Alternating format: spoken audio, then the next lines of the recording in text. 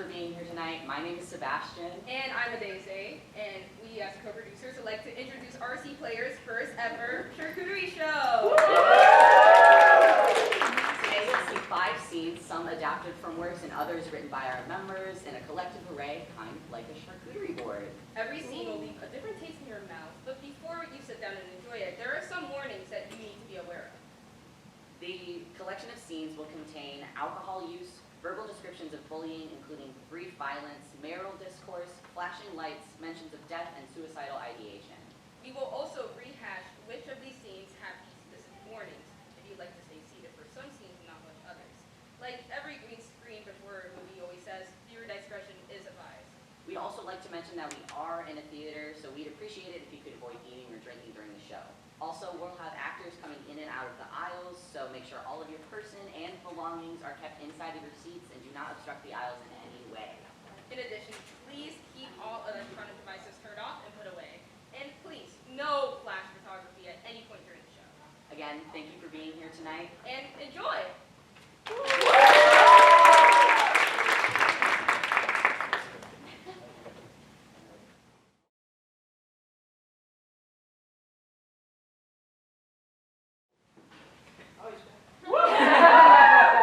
Our first scene is from Twelfth Night by William Shakespeare and adapted by Eliot Ziolek.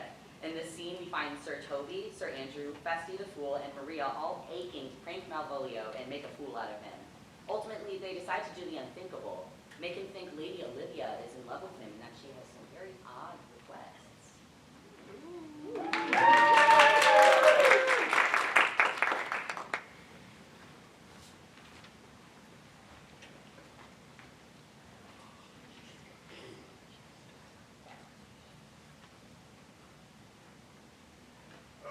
Come on, there's sixpence for you. Let's have a song. There's a tester to me too. One night. Would you have a love song or a song of good life? A love song. I care not for good life. Oh, mistress mine, where are you roaming? Oh, stay and hear your true love's coming. That can sing from high and low. Trip no better, pretty sweeting. Journeys end in lovers' meeting. Every wise man's son doth know. Excellent, good in faith. Good.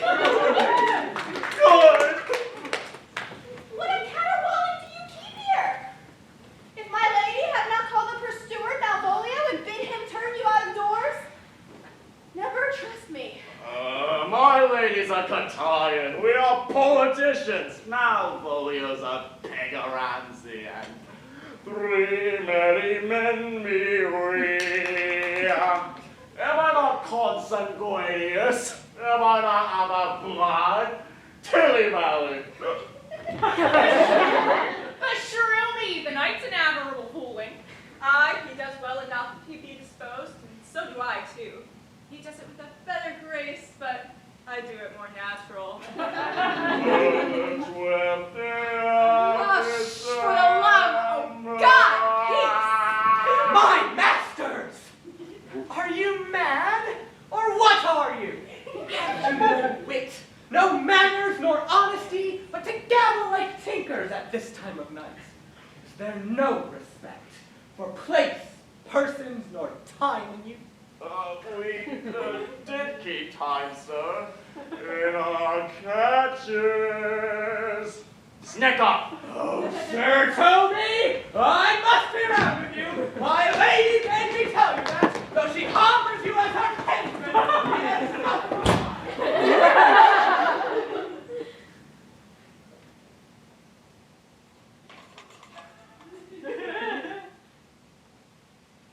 twere as good a deed as to drink when a man's hungry, to challenge him the field, and then break promise with him and make a fool of him.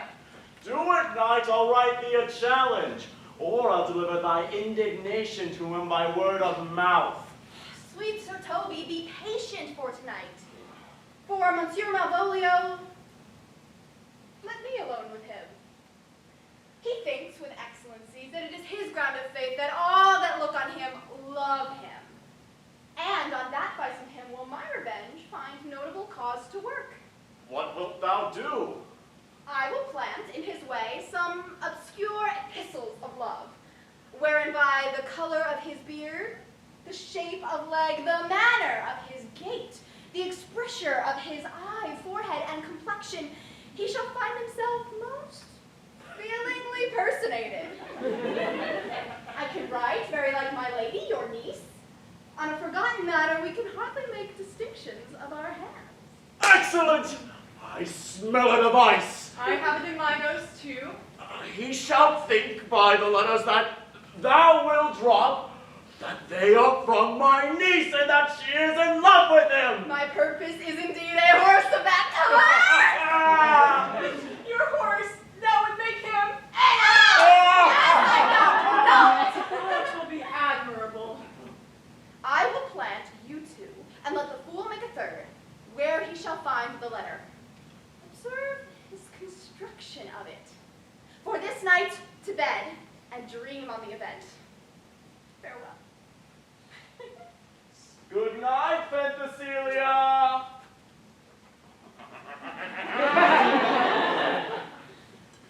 Before me, she's a good wench.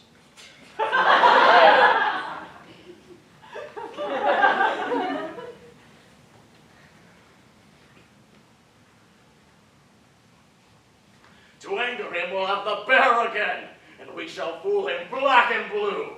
Shall we not, Sir Andrew? And we do not in his pity of our lives. Here comes the little villain.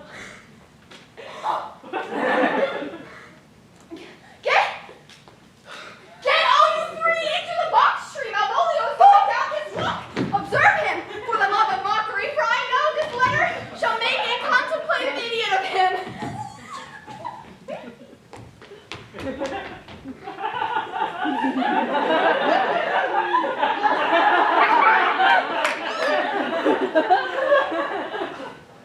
What employment have we here? Now is the woodcock near the gin! Oh, peace. The spirits of humor's intimate reading aloud to him. By my life, this is my lady's hand. These be her very C's, her U's, and her T's. And thus she makes her great P's. Oh, it isn't in contempt of question, her hand. Her C's, her U's, and her T's. Why that? To the unknown beloved. This in my good wishes. And her very phrases. Soft and the impression, her aloof crease with which she uses to steal. 'Tis my lady. To whom should this be addressed? This wins him, liver and all! If this fall into thy hand, revolve. Some are born great, some achieve greatness, and some have greatness thrust upon them. And to inure thyself to what thou art like to be, cast off thy humble sloth, and appear fresh. Be opposite with a kinsman, surly with servants. Remember who commended thy yellow stocking, and wish to see thee ever cross-gartered. I say, remember.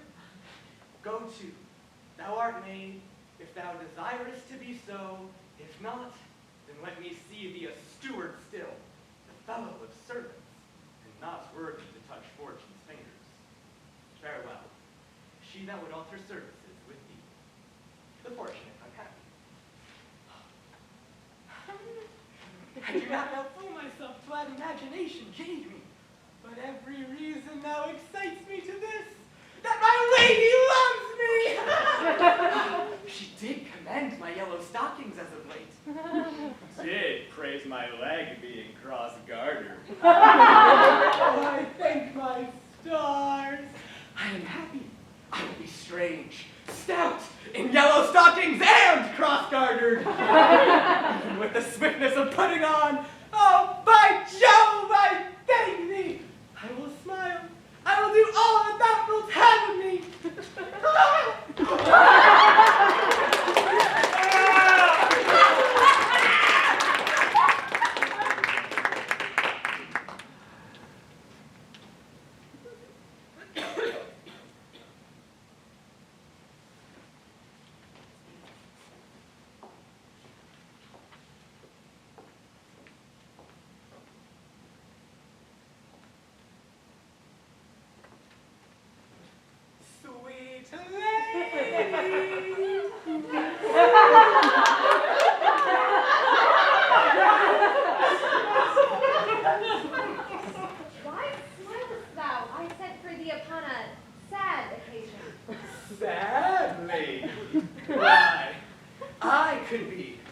sad.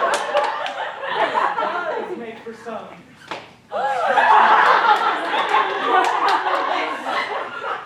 Cross.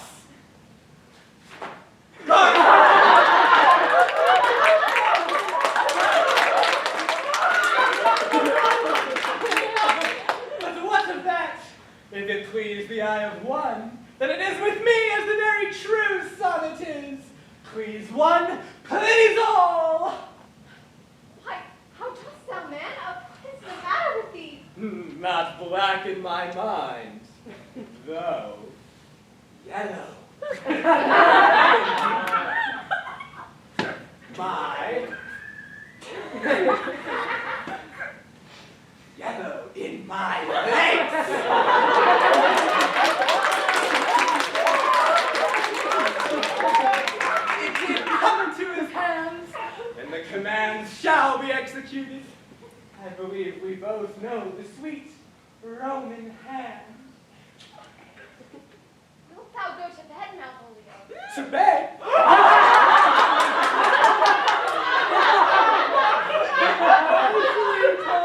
And I'll come to thee. God comfort thee. Why dost thou smile so, and kiss thy hand so oft? How do you, Malvolio? Your request, yes, Nightingale's answer does. Why appear you with this ridiculous boldness before my lady? Be not afraid of greatness. 'Twas well writ. What meanest thou by that, Malvolio? Some are born great, Huh? some achieve greatness, What sayest thou? and some have greatness thrust upon them. Heaven restore thee! Remember who commended thy yellow stocking, Thy yellow stockings. and wish to see thee cross-gartered. Garter. Go to, thou art made, if thou desirest to be so. Am I maid? If not, then let me see thee a servant still. Why, this is very midsummer madness! Which way is he in the name of sanctity? If all the devils in hell be drawn in little and leaving itself possessed him, yet I'll speak with him. There he is! There he is! How is it with you, sir? How is it with you, man? Go off. I discard you. Go off. Let me enjoy my private. Hey, biddy, come with me. What, man? 'Tis not for gravity to play at cherry pit with Satan. Hang him, foul collier. Get him to say his prayers, good Sir Toby! Get him to pray! My prayers? No, I warrant you, he will not hear of godliness! You are idle, shallow things. I am not of your element. You shall know more hereafter. Come, we'll open a dark room and bow. No. My niece is already in the belief that he's mad. You can't do this. No. Yay?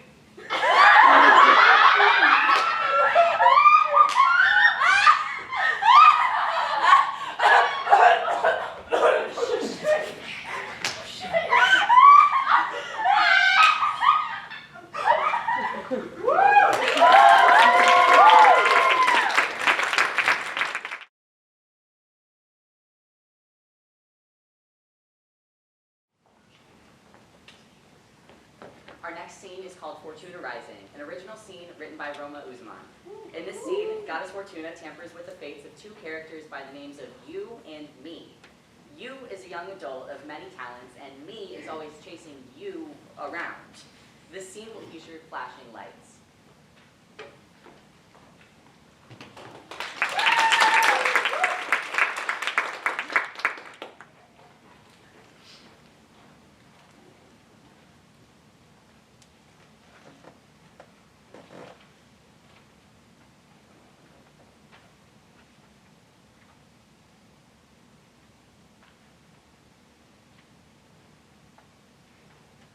I told you the woods smelled of fish night.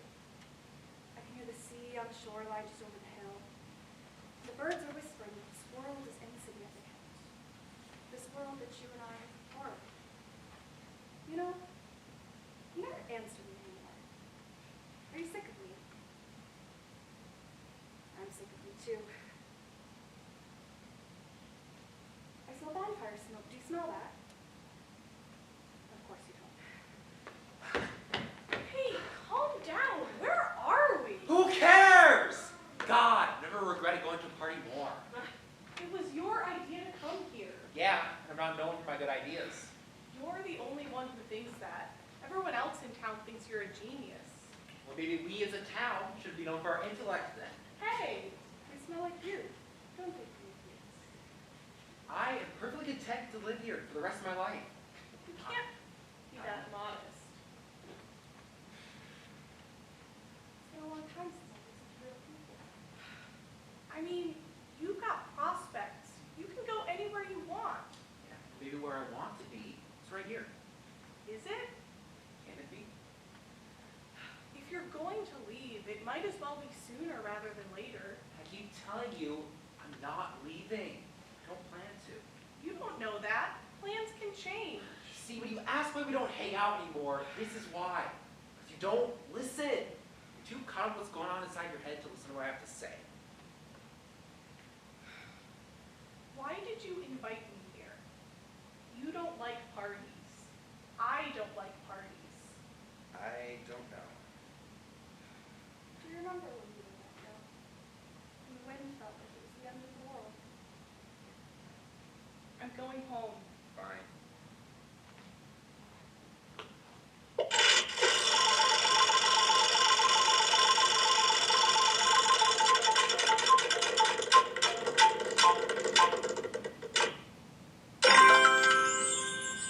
What was that? I don't know.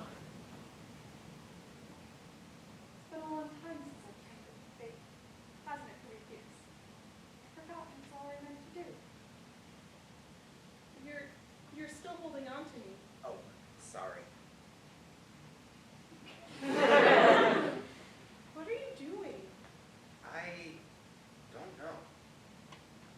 I was hoping, I guess, that maybe we could go back to the way we used to be. Maybe we could pretend I wasn't someone who always left you behind. You know I don't know how to do that. I know. You can let go now. Maybe we could have pretended to be strangers, just meeting out here alone for the first time tonight, with a million possibilities ahead of us. Maybe we could have lived in a world where we don't fight. The sun doesn't make the sea unbearable to look at. We were strangers once. We're practically strangers now. I don't listen to you. You don't listen to me. There's a life for you out there that's more than this tiny island could possibly give you. You don't listen when I tell you that. Well, maybe I don't want all that anymore. You never have any good ideas. And you, this is what matters. The sea on the shoreline, the bonfire smell. The way someone loves you, and you don't understand it.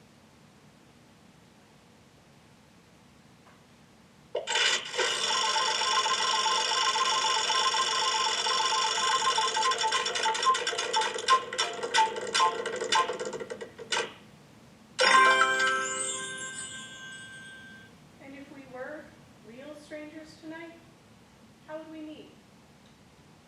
I would say, hello, pretty stranger. Care for a swim in the sea? That wouldn't work on anybody. It would work on you. Sure, let's say that. And then, And then we'd stand by the ocean. And I'd ask about your favorite song. what's my favorite song? Oh, anything by the Smiths. You like simple, well-loved things. And then, Then, I don't know. What then? are you the one with all the grand ideas?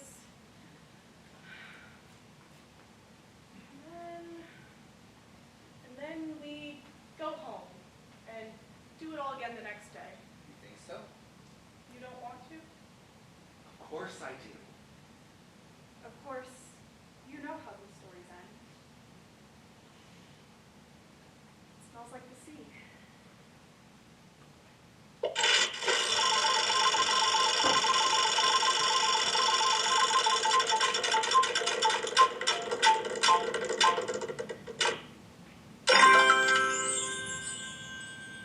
going back to the party now? I think so. And we're going to live like there's a tomorrow to look forward to, right? Yes. Then I'll see you then.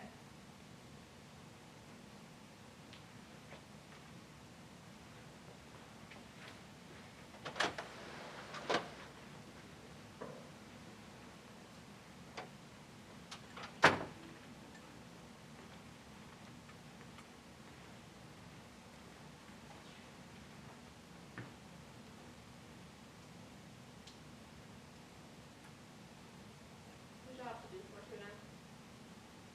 Just a little bit longer, Prometheus. It's been ages since I've seen you and the other humans. Just a little longer.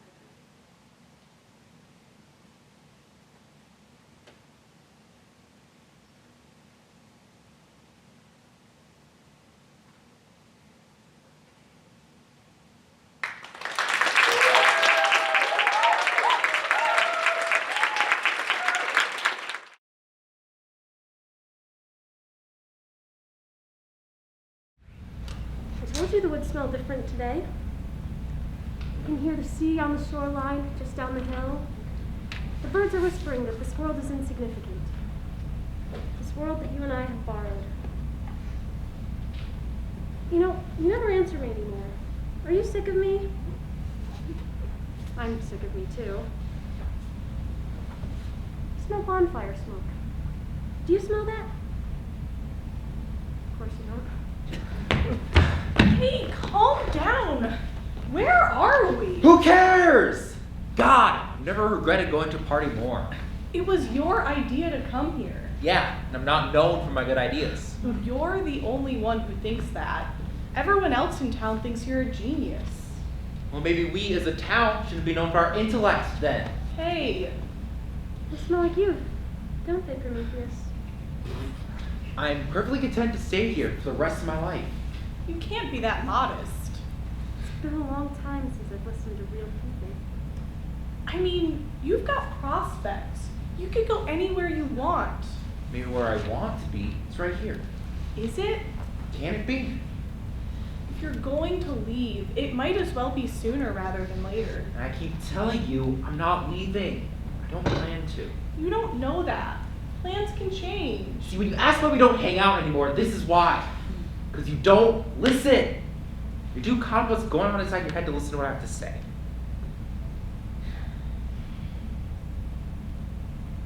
Why did you invite me here? You don't like parties. I don't like parties. I don't know. Do you remember when we were that young? Wind felt like the end of the world. I'm going home. Fine.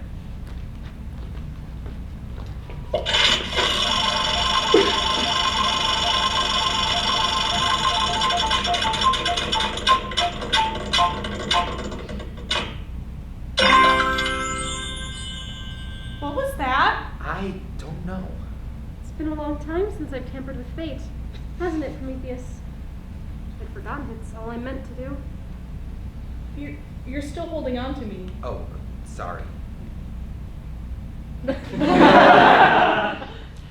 What are you doing? I don't know. I was hoping, I guess, that maybe we could go back to the way we've always been. Maybe we could pretend I wasn't someone who always left you behind. You know I don't know how to do that. I know. Youth. This is what matters. Sea on the shoreline, bonfire smell. The way someone loves you. You don't understand it. You can let go now. Maybe we could have pretended to be strangers. Just being out here alone for the first time tonight, with a million possibilities ahead of us. Maybe we could have lived in a world where we don't fight, and the sun doesn't make the sea unbearable to look at. We were strangers once. We're practically strangers now. Because I don't listen to you, you don't listen to me. There's a life for you out there that's more than this tiny island could possibly give you. You don't listen when I tell you that. I don't want all that anymore.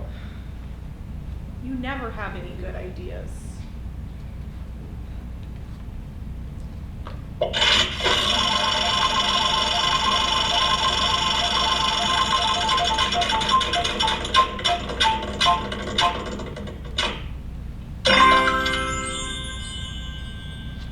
And if we were real strangers tonight, how would we meet? I would say, hello, pretty stranger. Care for a swim in the sea? That wouldn't work on anybody. It would work on you. Sure, let's say that. And then? And then we'd stand in the ocean. And I'd ask about your favorite song. What's my favorite song? Oh, anything by the Smiths. You like simple, well-loved things. And then? And then, I don't know. What then? Are you the one with all the grand ideas?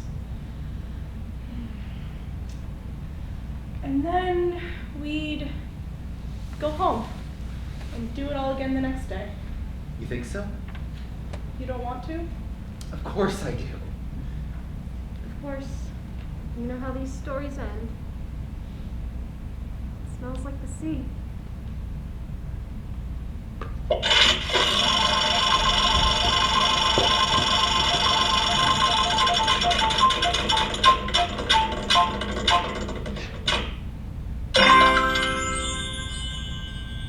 Are we going back to the party now?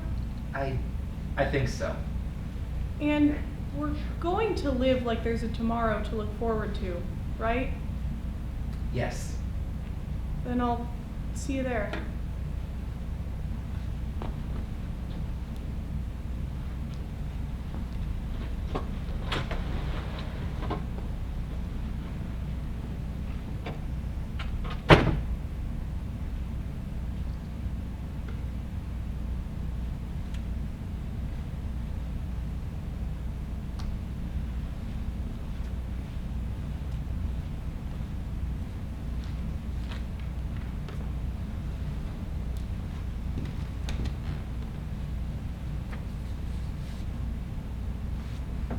You have a job to do, Fortuna. Just a little longer, Prometheus. It's been ages since I've seen you or any other humans.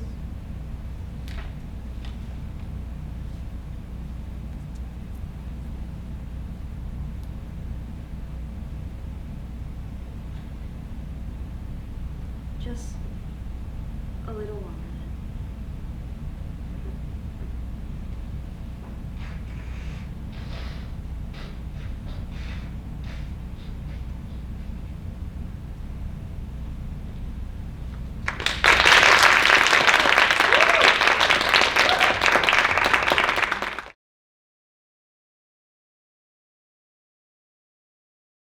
Our next scene is Lake Coming Dawn, an original scene written by one of our club members, Alec Korotney. In this scene, we find a married couple discussing the husband's past regrets and how their relationship will never be the same after this reveal. The scene includes alcohol use, verbal descriptions of bullying including Greek violence, and marital discourse.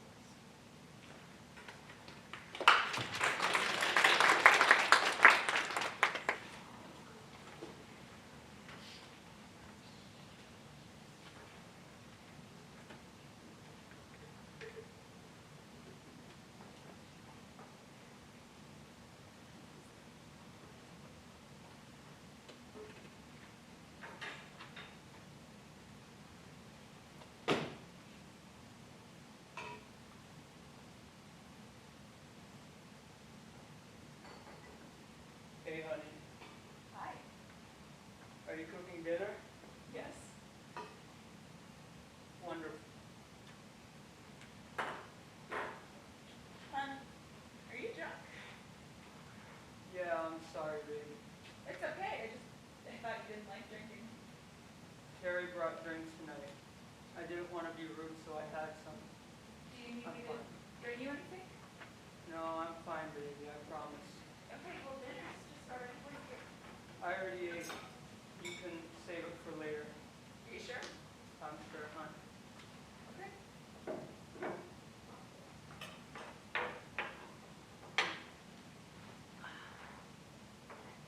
Baby, Yeah?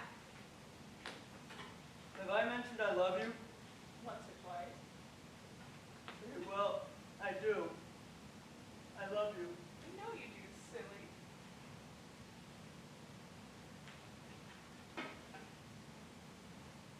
And do you love me? How long have we been married? Like 5 years? It's been 15. Oh. So obviously I've spent the last 15 years of my life with someone who I don't know one bit. I don't know who this guy is, I've barely even met him. Of course I love you, goofball. Good. I just wanted to make sure.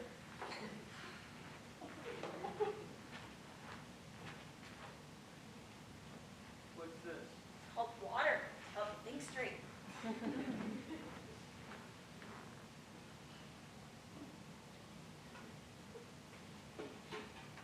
Hun?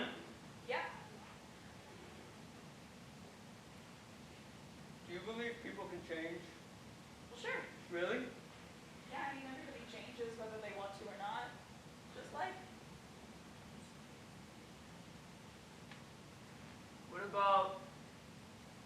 about changing for the better?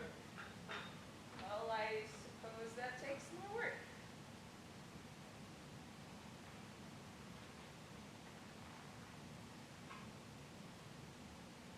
Have I told you about Nick? Nick. Nick Abels? No, I don't believe so. I went to high school with him. Oh. Were you two friends? Not exactly. Is there something wrong? What's going on? I feel bad about what happened. With Nick. Yeah. We met him, well, I met him, freshman year of high school.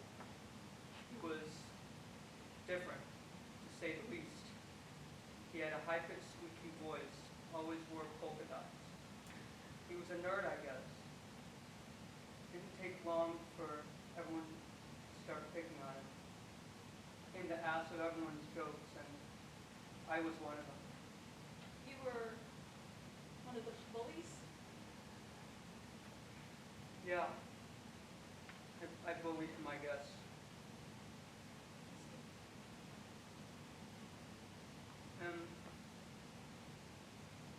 Am I a bad person? I know. What made you think of Nick? We were talking about him today. It just came up in conversation. See.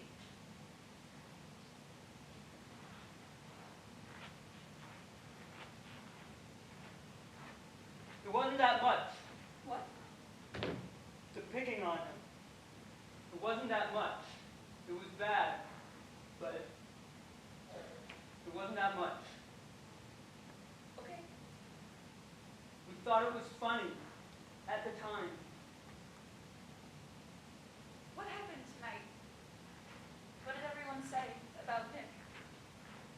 They were laughing about what we did, what we said.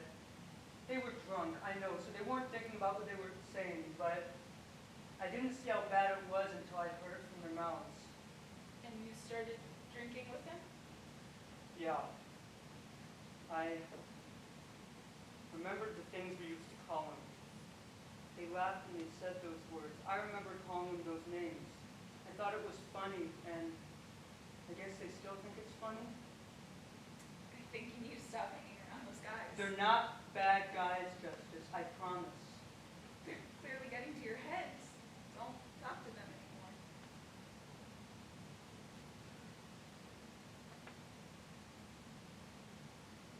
Do you want to know what we said to Nick one time? Sure. He always completed his homework first and turned it in days before it was due. And he was the first to finish his test. So we told him that he should be using that time for something other than his grades, like getting girls. Oh.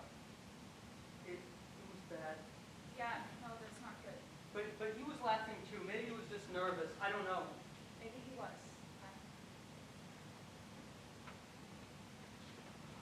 Do you want to know what we did to Nick another time? What? One time we saw Nick at his locker. He had a bow tie on. It was one of those clip-ons, though. Terry pulled it off and we threw it on like a football. We gave it back, though. Okay. Still bad. I know. Yeah, but it was a long time ago, I suppose. We got his girlfriend to break up with him. What do you mean? Jason didn't like that Nick was with a girl at school, so we convinced her that Nick was cheating. Then they dated for like 2 years, but they're not together anymore. I mean, that was years ago. I'm gonna get you some more water.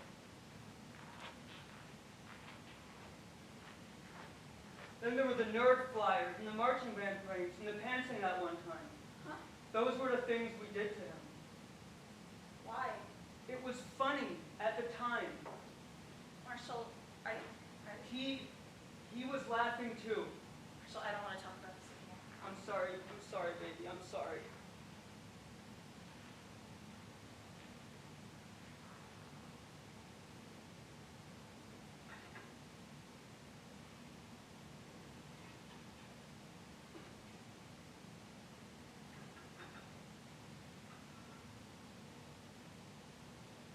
It was shitty.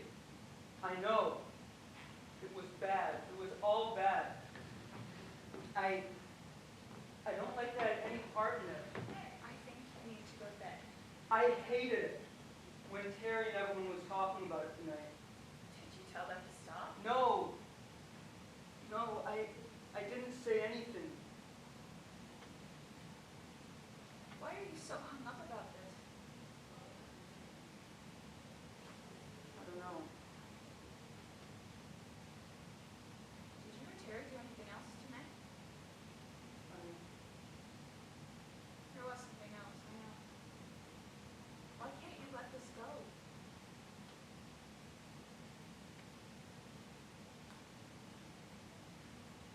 The parking lot. What?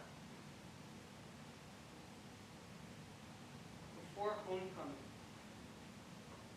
we found him in the parking lot. What happened?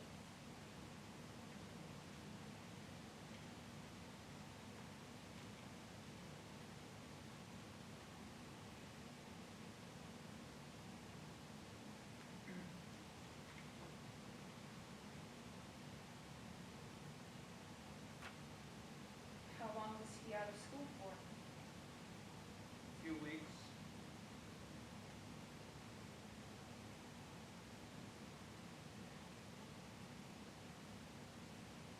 Was he okay? Broke a few ribs, I think. Why did you do it?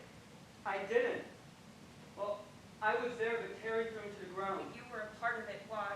I don't know. What was he doing? Why did you hurt him? I don't know. How did I never know about this? It didn't cross my mind until tonight.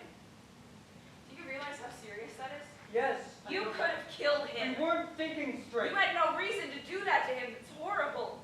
I know, but it was years ago.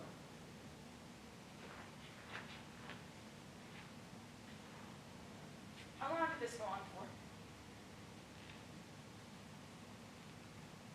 All of high school. Why didn't the school do anything for it? I don't know. They just didn't care, I guess.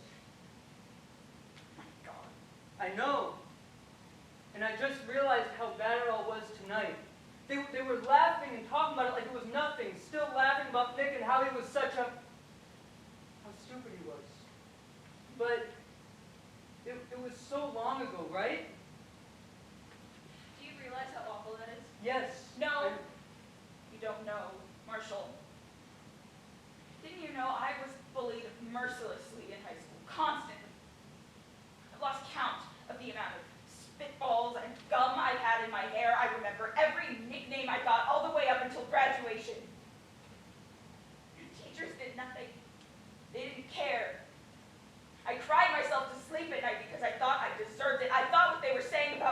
true.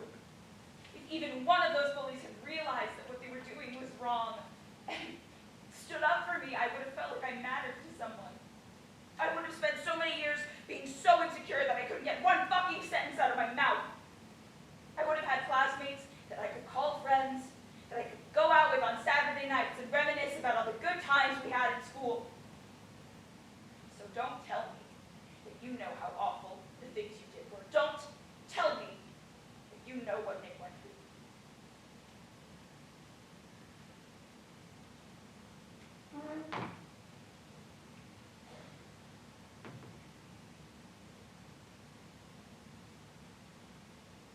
How come you didn't tell me this? It's none of your business. I kept it in therapy until I eventually felt human again. Enough so to ask you out, Marshall.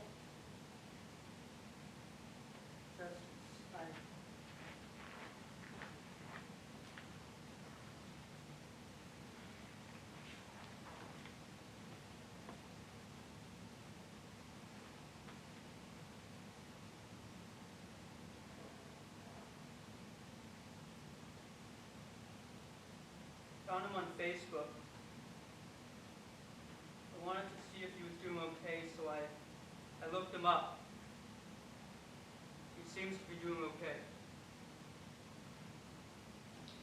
What's his last name?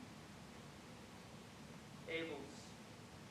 A-B-E-L-S. Oh, looks like he has a wife and kids.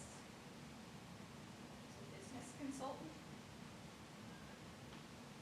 So, doing well?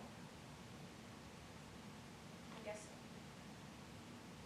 Good.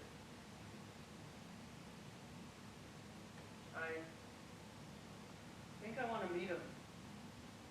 What? Like, for lunch or something, just to talk to him and apologize. I don't know if you would want that. His number's right there. I could call him. Listen, think about this. I don't think he would want to see you anymore. I'm not a bad person, I Justice. didn't say you were. I think you should let him be. He'd feel better if I apologized. Are you doing this for him or for you? I'm going to bed. Okay, honey. I love you. And you love me?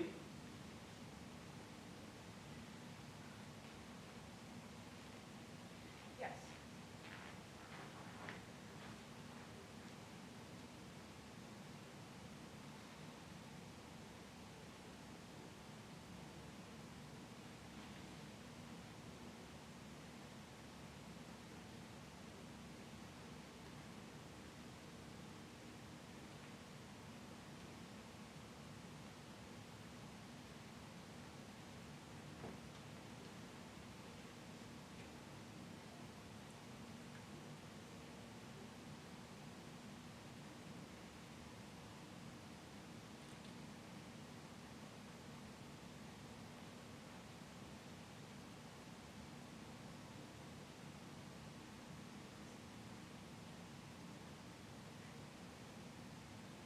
Hey, Nick.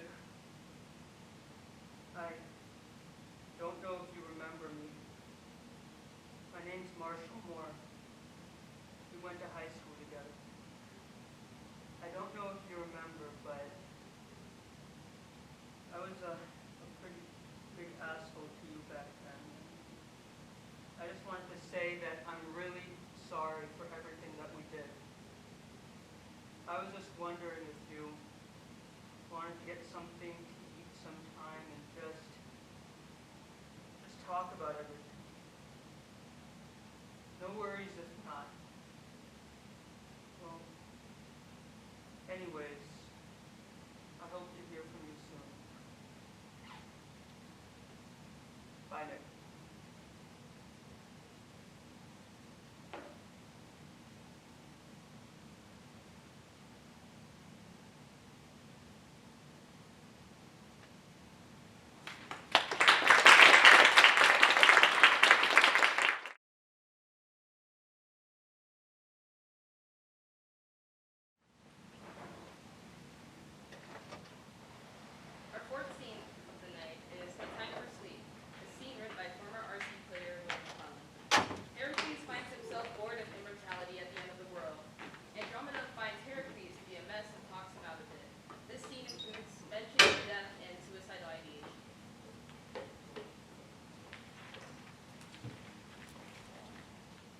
fucking great!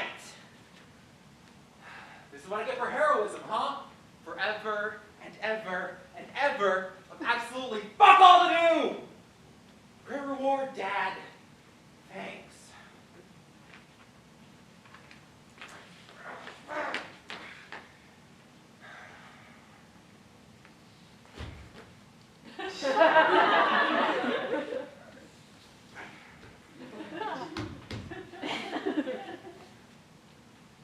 I thought this immortality shit was supposed to be a fucking metaphor!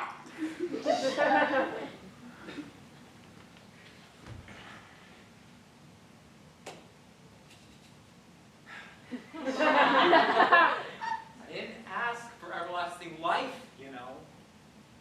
And I had the audacity to be born to the world's most dangerous slut! Zeus. Then he had the audacity to go and get blown to bits. Leave me here. Not even to die. Y'all just left me here to talk to you. Oh, no offense. You're a rock.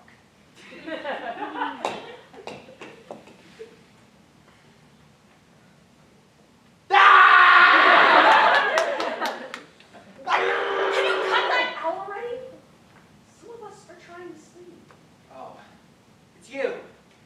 I'd rather just have the rocks. What the fucking drama? Thanks. That's better. Where are the rest of you? It's been a while. I was hoping to catch up. Gone. Gone? Heard about Earth?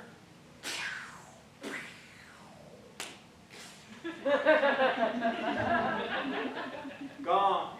Gee, thanks for the metaphor. No problem. But gods don't die. That's the whole point. Yep. So they're just... Floating, shattered into a billion tiny pieces, and left floating through the cosmos, still remaining at least semi-conscious. Jesus. Yeah, him too. I wasn't home. Okay, well, where were you? Up here, obviously. You know how much fun being a constellation can be. For you? They put me up here so I'd still be chained to that fucking rock. Oh, boo-hoo! At least it's like the parents. You mean the parents that chained me up in the first place? The ones that left me to get eaten by a sea monster who, oh yeah, is also up here? Right, of course. How lucky I've been. Oh. Let's hear it from Miss I have an entire galaxy named after me. That's different and you know it. You know what?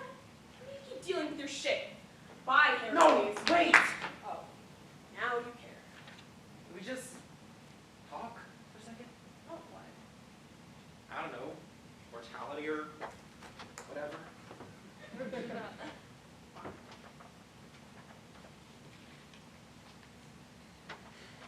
You know, this whole thing has made me think about how I just don't want to be here anymore. How do you mean? Come on. You remember what it was like? What was like? Being mortal. You're not usually this slow. That's rich coming from you. But don't you remember? Yes. Sometimes. Mostly in dreams. I can't forget. I want to. But I can't. Do you miss Perseus? Oh. Why? Isn't he up here somewhere? Not anymore. Keeper got a while ago. I'm sorry. Don't be. It was long past his time. Truthfully, I've just about given up on missing him. But not entirely. No, not entirely. I miss my wife. She was the best thing that ever happened. I loved her more than anything. You know what happened to her? Hera drove me insane because she couldn't get back at my piece of shit dad directly, and I killed her. I killed my wife and our children, and then they married me off to some pretty goddess so I forget about it all. But I didn't forget. I'm still carrying it. After everything. At the end of the goddamn world. I need to get to die. I need to get the chance of seeing her again. It's not like you Yeah, I know. I'd at least like to try. You can't, Heracles.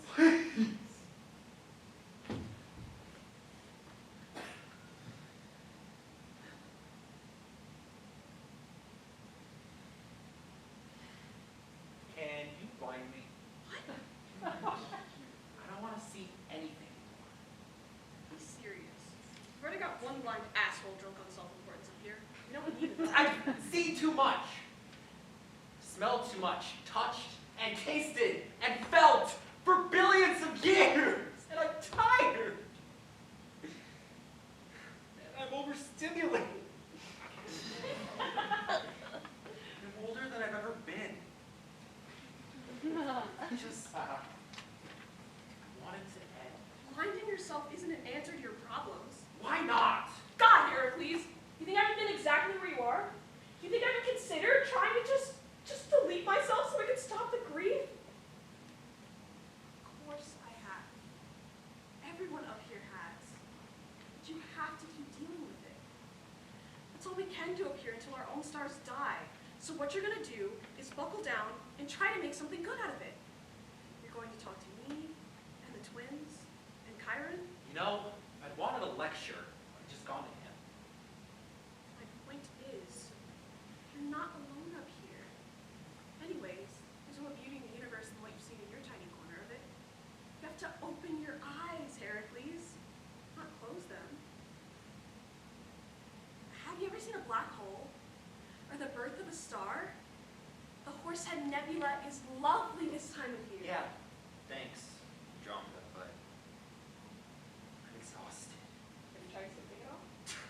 I can't sleep. Oh, God. You were there, just try. I stopped trying about 3 billion years ago. Try again. Maybe you'll see her. Sleep is kind of like that. Maybe that's why it's so fucking hard to find. Hey, give that back.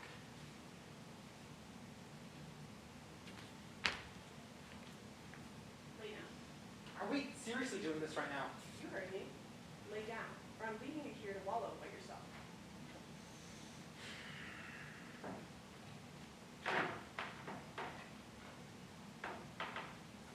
There. Happy? Close your eyes. I'm only going to play the great-grandmother card once. This somehow succeeds. Could it get lonely on me? I haven't really been lonely up here for a long time. I've got more friends than I can count. When did you get wise? I've always been wise. Sometime in the last few millennia or so.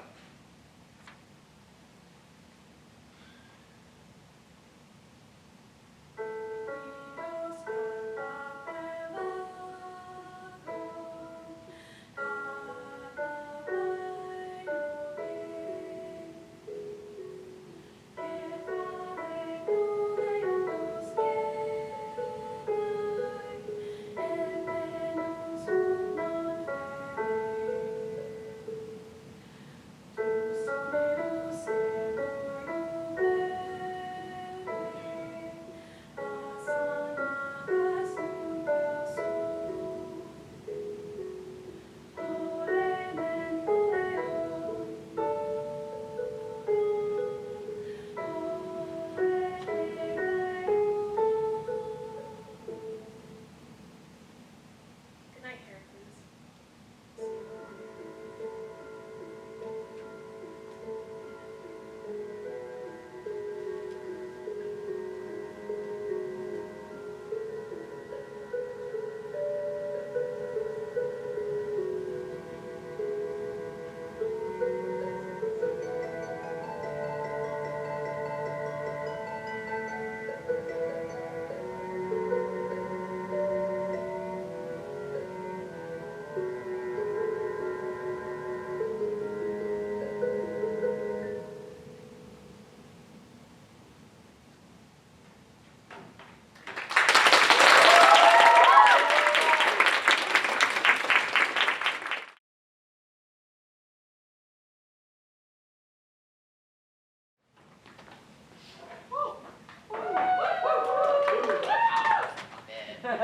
Our last scene of the night is Portrait, director Claire Hall's adaptation of Portrait of the Artist as a Young Man by James Joyce. In this scene, Stephen and Cranley find themselves contemplating the meaning of their lives as well as their relationship.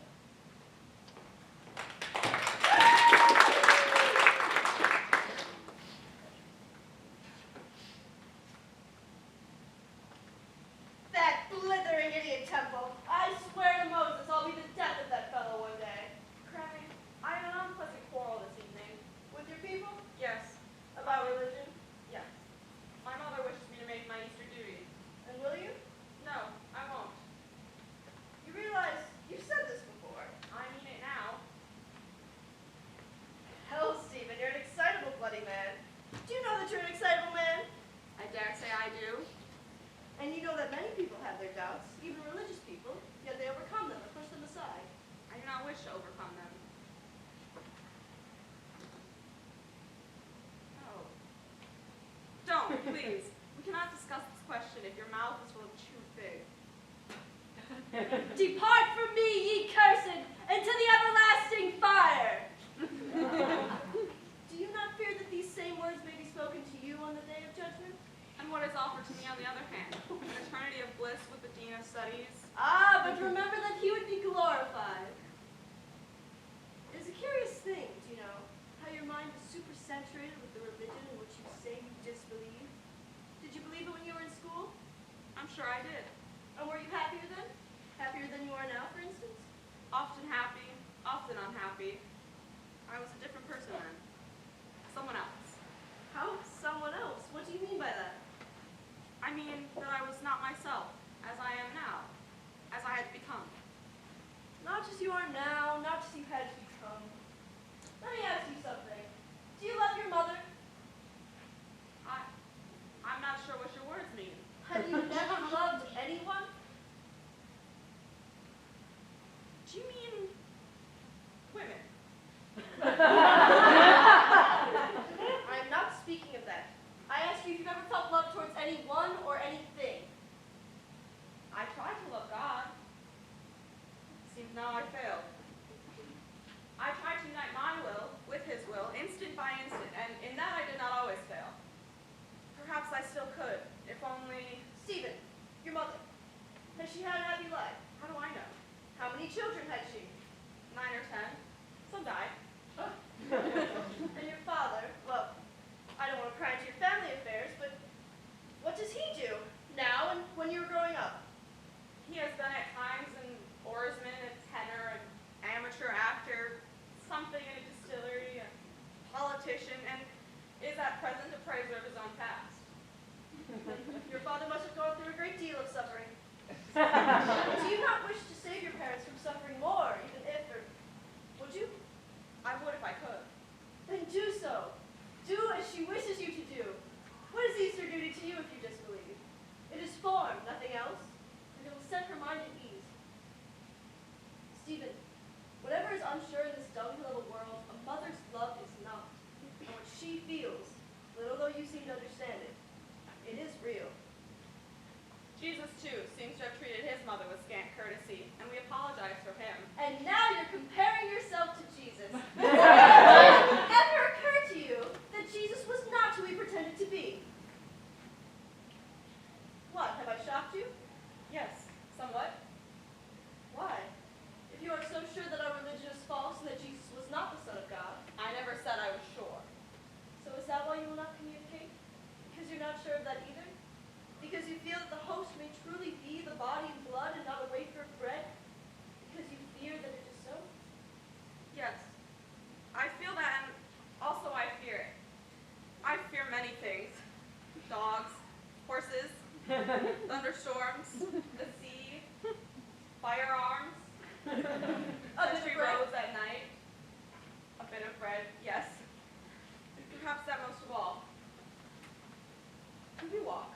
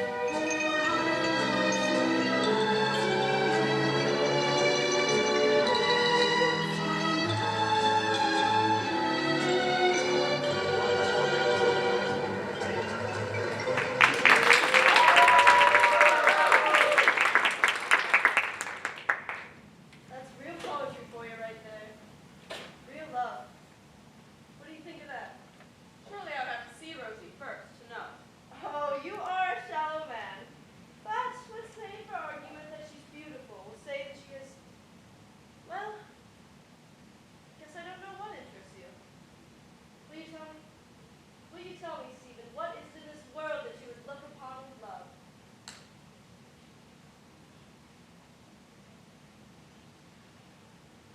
Probably I shall go away. I see. Where? Where I can. Yes, it may be difficult for you to live here now, but is that all that makes you go? Because there are many good believers who think as you do. The church is not the stone building, nor even the clergy and their dogmas. It is the whole mass of those who are born into it. Stephen, I don't know what you wish to do in life. Is it what you told me that night we were standing outside Harcourt Street Station? Yes. When you spent the entire evening arguing with Doherty about the shortest way from Sally Gap to Lawrence. Hothead, what does he know about the way from Sally Gap to Laura's? Or about... Well, do you remember the rest? What you said? Yes, I remember. You said you discovered the mode of life or of art by which your spirit could express itself in unfettered freedom. Do you even know what you meant by that? Freedom.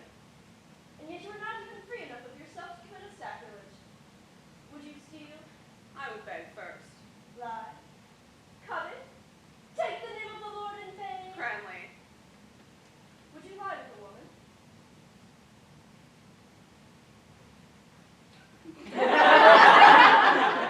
Is that not the ambition of most young men?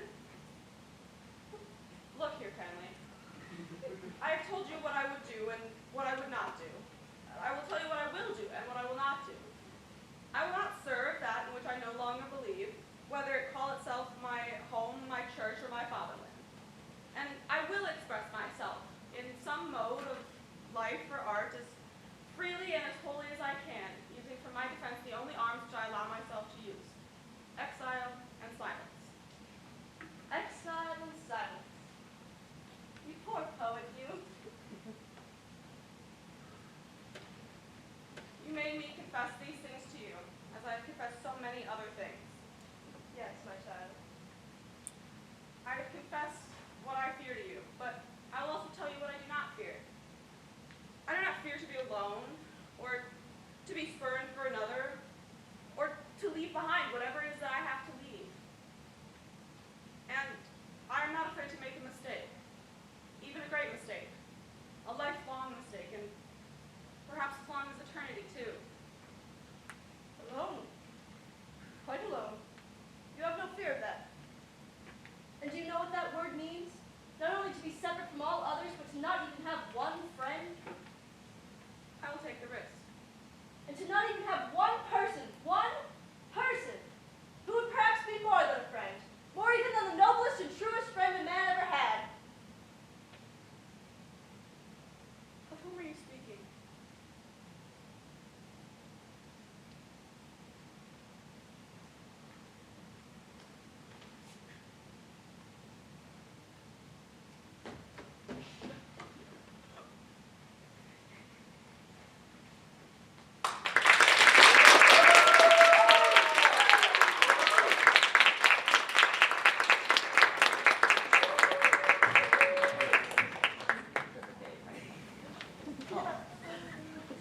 You know. Well, that was it.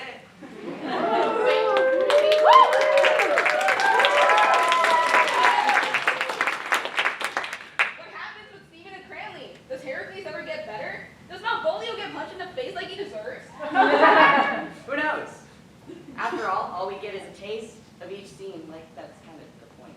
I know. Anywho, hopefully you all enjoyed the collection of scenes tonight. Again, my name's Adaeze. And I'm Sebastian, and thank you for coming with us to experience The Charcuterie Charcuterie Show!